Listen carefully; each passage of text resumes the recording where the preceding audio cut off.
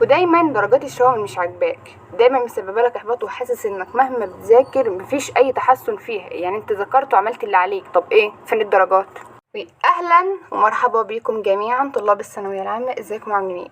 طبعا في الفتره دي اكتر حاجه زعجاك ومخليك متضايق ومحبط من نفسك انك درجات الشوامل بتاعتك مش احسن حاجه.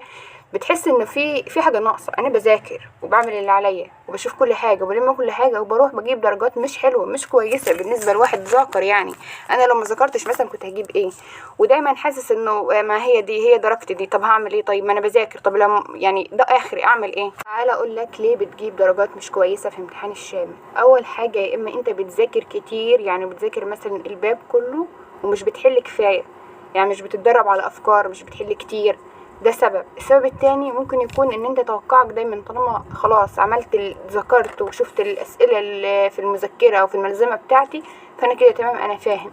في ناس بقى بتقول ايه، ان هي طالما ذكرت الباب كله خلاص فينش وشافت الاسئله وهي بتتحل على السبوره يوتيوب او مع المستر او فده كفايه عليها وخلاص هات امتحان الشامل وانا ايه. تالت برضو ممكن يكون هو السبب الاهم، انه مثلا واحد بيذاكر وبيحل كتير، بيشوف فيديوهات حل وبيحل في الكتاب وبيحل في الملخص وبيحل هنا وهنا، ولكن لما بيجي قدام ورقه الشامل الامتحان وبيحل تمام.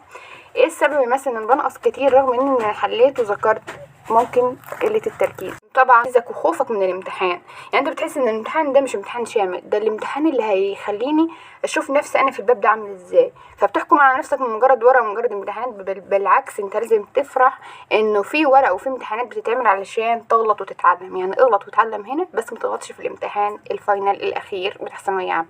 يعني دي كلها اسباب ممكن تكون بتخليك مش بتجيب درجات حلوه في امتحان الشامل. طيب اعمل ايه لو انا عايزه اجيب درجات حلوه؟ هقولك تعمل ايه. اول حاجه لو انت عليك امتحان شامل وليكن الباب الاول في الكيمياء، طيب اعمل ايه؟ اول حاجه المذاكره، ما تذاكرش قد ما بتحل.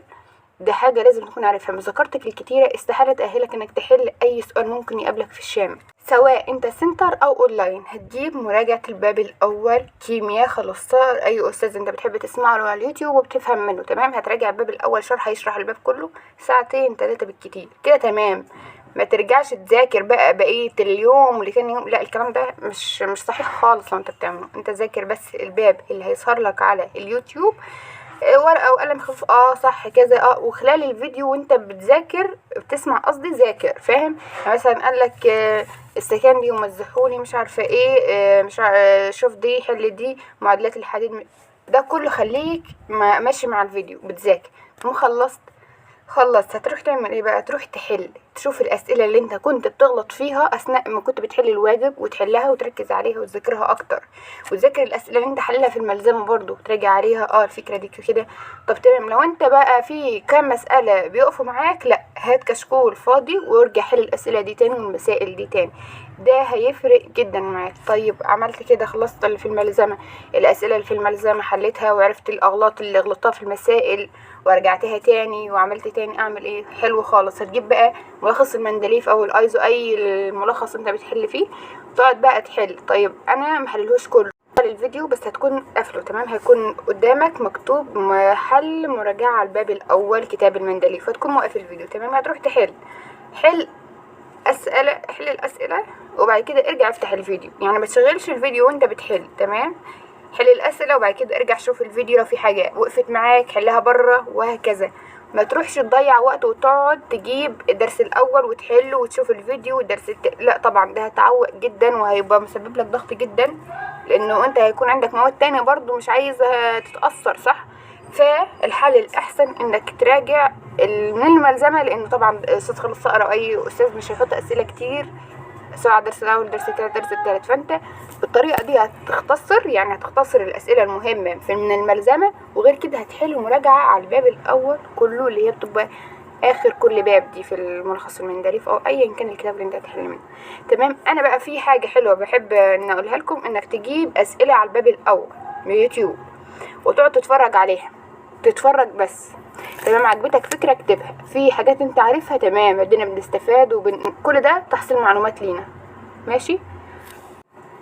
بس وديك قاعد بيسمع الفيديو، لو في حاجة عجبتك، فكرة عجبتك، مش عجبتك بمعنى ان هي سهلة، لا السهل خلاص، السهل اللي انت عارفه ما تركزش عليه قوي، لان انت اصلا عارفه، يعني مهما يجيلك انت عارفه، فما تركزش على اللي عارفه علشان توهم نفسك ان انا الحمد لله شاطر وذاكرته تمام والحمد لله وانا كده. ما تجيش عند الحاجه الصعبه وتهرب منها، لا ركز على الحاجه الصعبه، ركز قوي، قول دي تحدي، دي انت لازم انا اعرف احلك.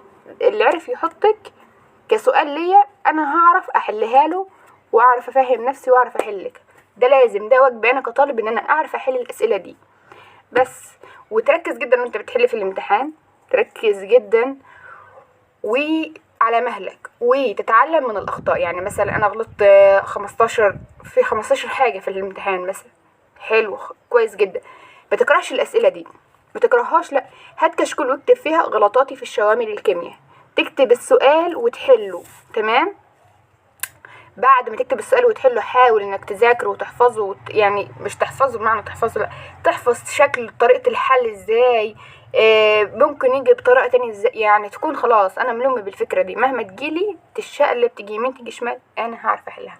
دي كل الحاجات اللي ممكن تفيدك في امتحانات الشوامل لو هي بتضايقك، واتمنى ان امتحانات الشوامل ما تضايقكش، لانها مجرد امتحانات يعني تأهيلية ليك، تأهيلية لمستواك، يعني هي مش الحكم النهائي ابدا. اتمنى انكم تذاكروا وتهتموا بالمذاكره وتركزوا على دراستكم في الفتره دي، وتركزوا على انكم ما تلوموش نفسكم وترجعوا للماضي واحنا مذاكرناش من الاول واحنا لا واحنا بنغلط كتير والكلام ده، لا ركز على اللي في ايدك. اتمنى بس لو عجبكم الفيديو متنسوش تشتركوا في القناه وتعملوا لايك وتشيروا الفيديو علشان نوصل لاي حد يكون محتاجه. وبس كده، باي، استنوا فيديو جديد.